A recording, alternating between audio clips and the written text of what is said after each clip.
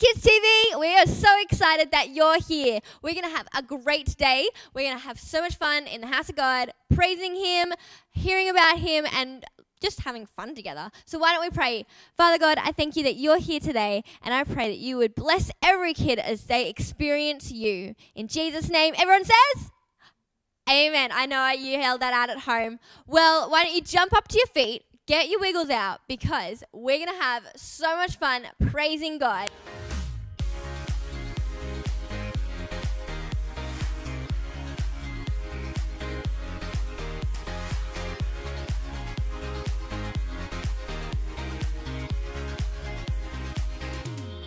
Hey guys, welcome to Praise and Worship. We're going to get straight into it. Let's go.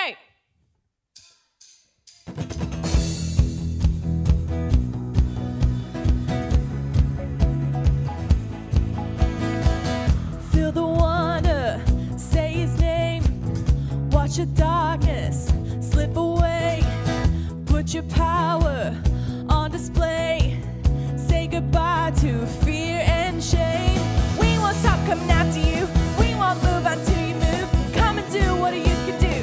Come and do what you can do. We won't stop coming after you. We won't move until you move. Come and do what you can do. Come and do what you can do.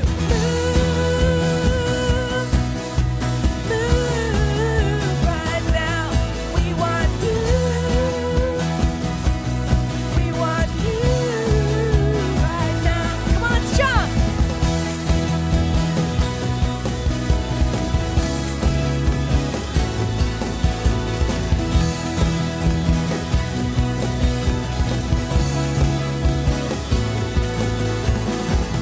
Send revival to this place. Signs and wonders in your name. We won't stop coming after you. We won't move until you move. Come and do what you can do. Come and do what you can do. We won't stop coming after you. We won't move until you move. Come and do what you can do. Come and do what you can do.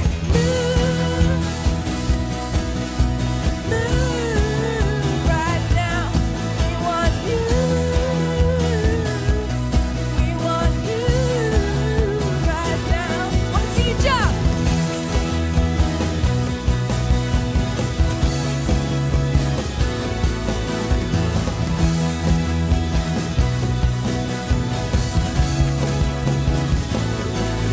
Sing.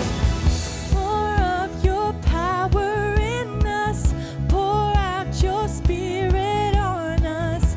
We're desperate for your presence. We want more. Wanna hear you guys sing? More of your power in us. Pour out your spirit on us. We're desperate for your presence. We want more. Sing it.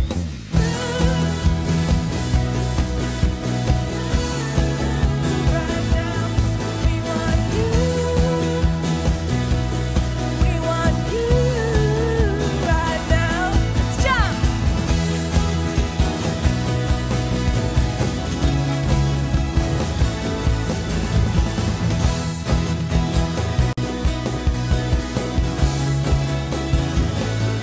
Let's give a shout of praise to Jesus. We love you, Jesus.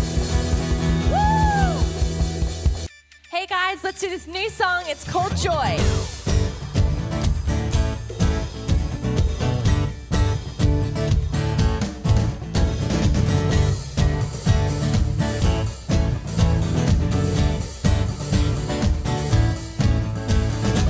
You've turned it all around. Where I was hurting, now I'm rejoicing. And in your love I'm found, 'cause I have joy. Whoa.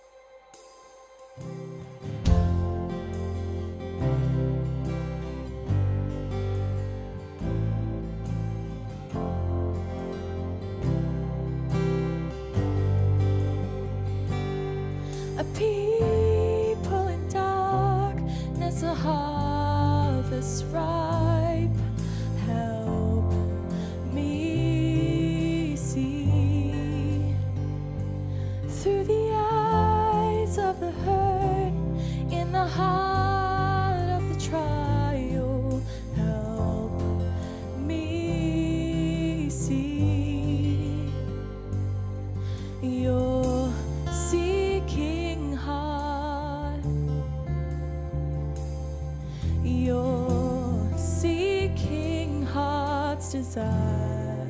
Oh, your seeking heart.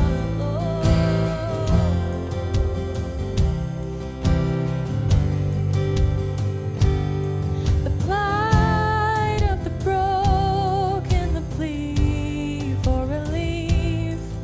Help me here. The cry of the silence in the grip of the thief. Help me here. Your seeking heart. Oh, your seeking heart's desire. Your seeking heart. Oh, your seeking heart's desire. Oh,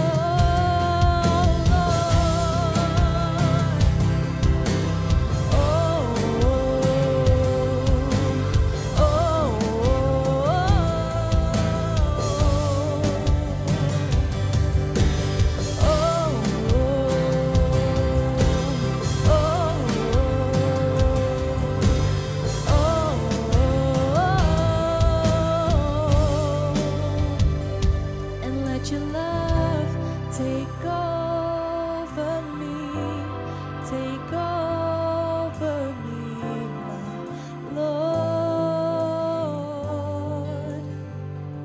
and let your heart take over me, take over me, my Lord. Come on, let's sing this. So let your love take over me, take over me, my Lord, and let your heart take over me, take over me, my Lord, and let your love take over me, take over me, my Lord, and let your heart take over me, take over me, my Lord. We praise you.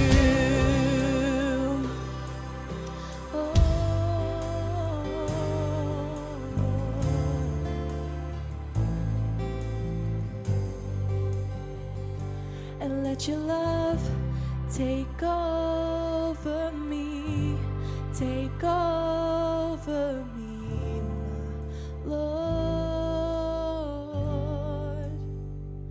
and let your heart take over me, take over me, my Lord.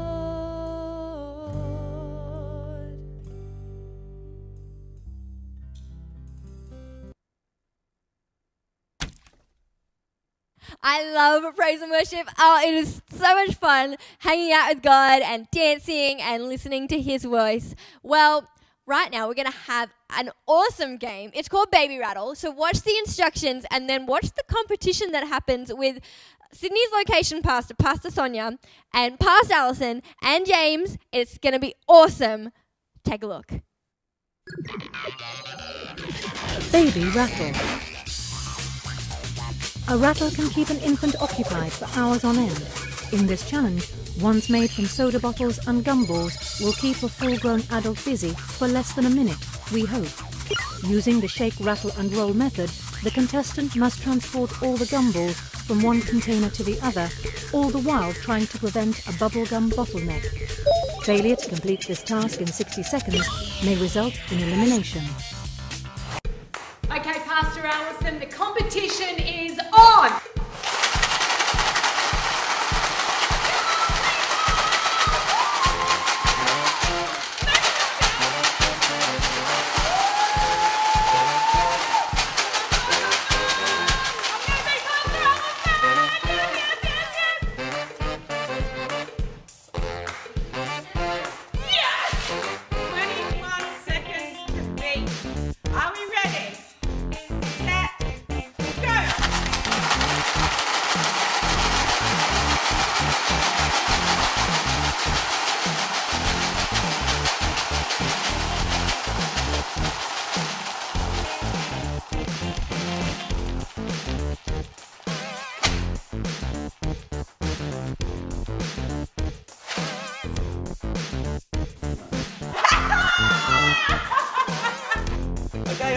can beat both of them. Ready, set, go!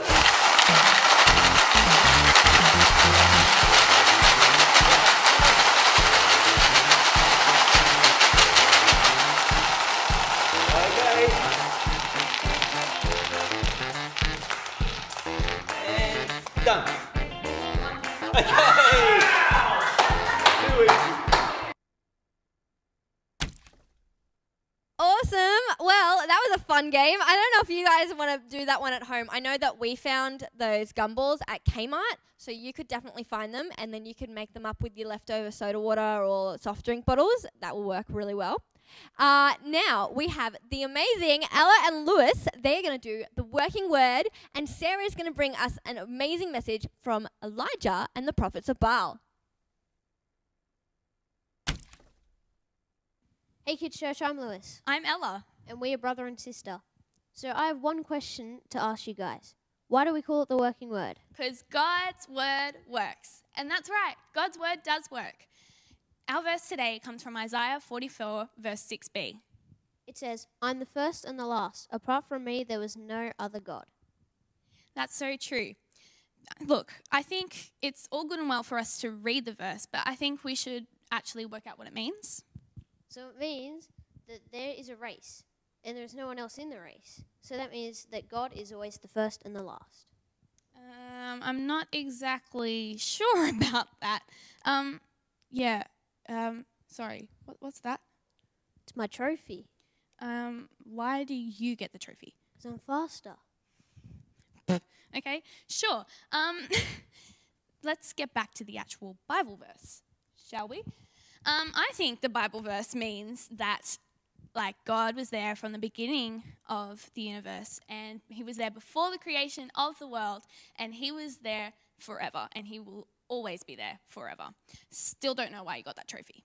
Oh, I'm just faster. You want to race? Sure. I mean, I got my running shoes. Let's go for it. Get set.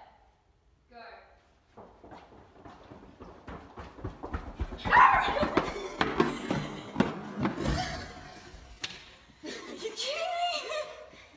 Well, that was embarrassing. Told you I'm faster. Yeah, all right. Look, I swear I was just having a bad day. Sure. Okay. Just a reminder for you guys at home. Our verse says, I am the first and the last. Apart from me, there is no God. Hey guys, it's me, Sarah, and I'm here to tell the message today. So I'm going to be telling you a story about Elijah and the prophets of Baal. You may have heard this story before, but if you haven't, you're going to hear it today. And on the screen, there's going to be some awesome visuals that you're going to be able to see to help visualize the story. All right, let's get started. So this story is in 1 Kings chapter 18, verses 20 to 40. And it says, there was a big drought in Samaria, and the prophet Elijah had come to King Ahab and told him that if he wanted it to rain at all, he must endure a challenge first. So Elijah had a plan.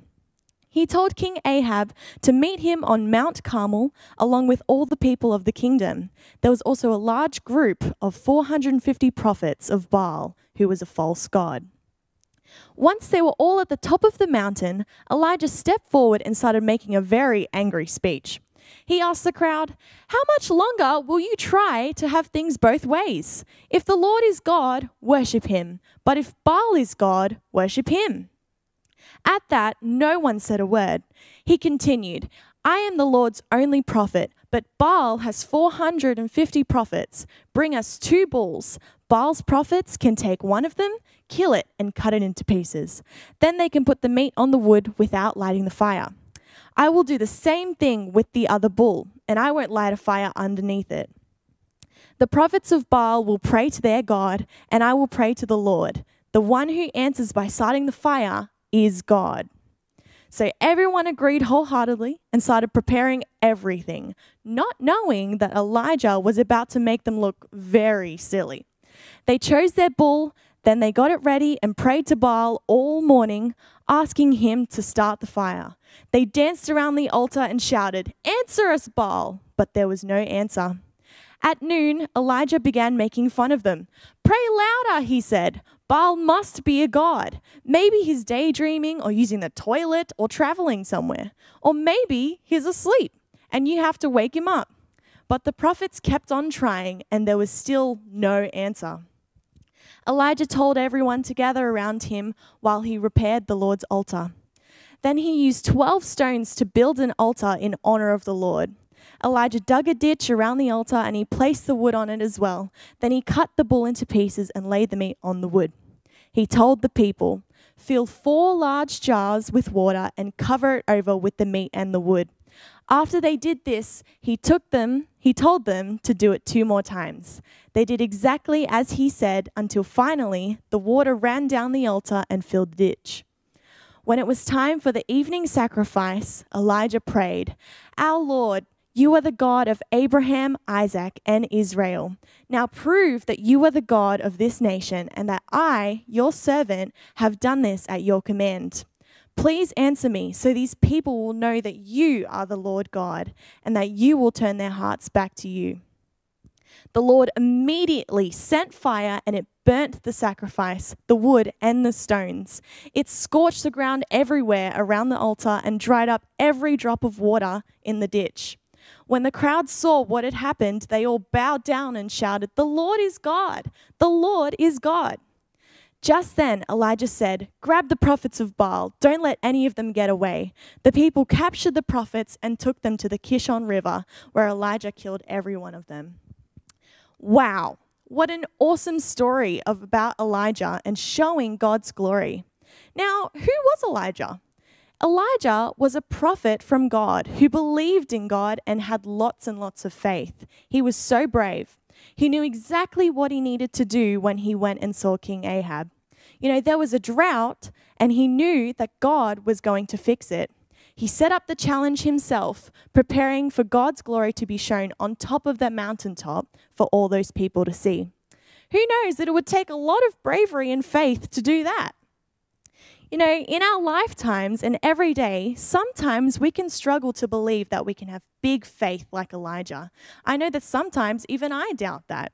You know, maybe with our faith in God and being a Christian, it can seem like what we believe in is really different to what some other friends and family believe in.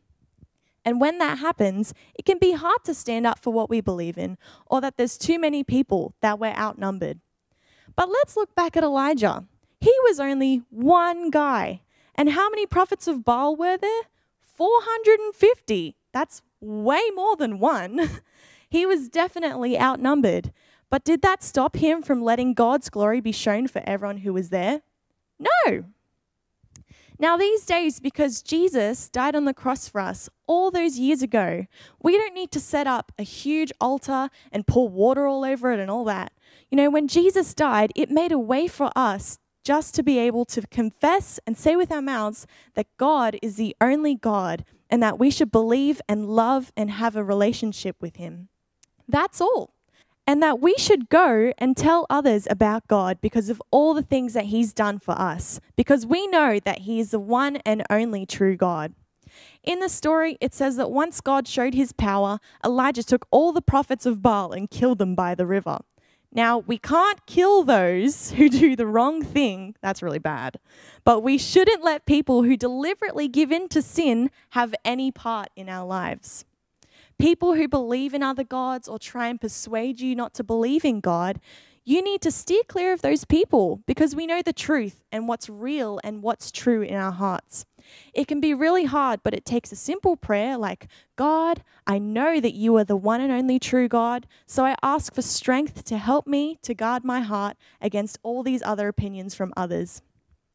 We need to stand up for that, knowing right and wrong, standing up for what you believe in and who you believe in, who is God, will help you to stand up for other things you believe in, like kindness or faith or justice, doing what's fair, and also missions. You can stand up for missions and for those who don't have a voice. You can stand up for those people. And that is what God wants for us, and he gives us the strength to do that. You know, in 1 Timothy chapter 4, verse 12, it says, "Don't let anyone think less of you because you are young. be an example to all believers. You know, we look back at the story about Elijah. He was a great example to all of the believers. And you know what? We can also be that to all the people around us. So it says, be an example to all of those who are believers in what you say, in the way you live, in your love, your faith, and your purity. So Elijah's story is super awesome in the way that he stands up for what he believes in. And I encourage you guys to do the same thing and ask God for strength every single day. But how about you? What do you believe in? If you don't believe in anything, think about, what you might believe in or what you don't believe in. You might believe in God and love him and see that he's worked in your life already, and that's so awesome. But there also might be some of you who don't really know God that well, or you might be unsure of what you believe in, and that's okay too. God is actually so awesome. He created you before you were born. He knows everything about you, and he loves you so much. If there's anyone to believe and put your faith in, it's him. But there's actually something that separates us from God, and that's sin. Anything we think, say, or do that doesn't please God. Lying, stealing, believing in other gods, or even disobeying your parents is sin. But because of how awesome God is, he made a way for us to overcome sin. And many years ago, he sent his one and only son, Jesus, to die on the cross for you. This means that we can have a relationship with him, and he can also be our very best friend every single day. All it takes is a simple prayer. So if you want to make that decision this morning and pray this in your heart, then do it right now. All right, let's close our eyes. Dear God, thank you for all that you've done for me. Thank you that you died on the cross for me and that I can live free. I pray that you would forgive me of all the wrong things that I've done and that you would help me to be more like you. I love you so much, God, and I can't wait to do awesome things with you. I love you. In Jesus' name, amen. And it's done. Awesome. If you made that decision this morning, you can head to the church website and go to the kids section, and you can tell us that you've made that decision, and we'll reach out to you and see how you're going. Awesome. Well, that was a great story, and I hope you learned something, and I hope that you have an awesome rest of your morning. Bye. Wow, what an amazing story. I love that one. God is so good and he speaks to us all the time.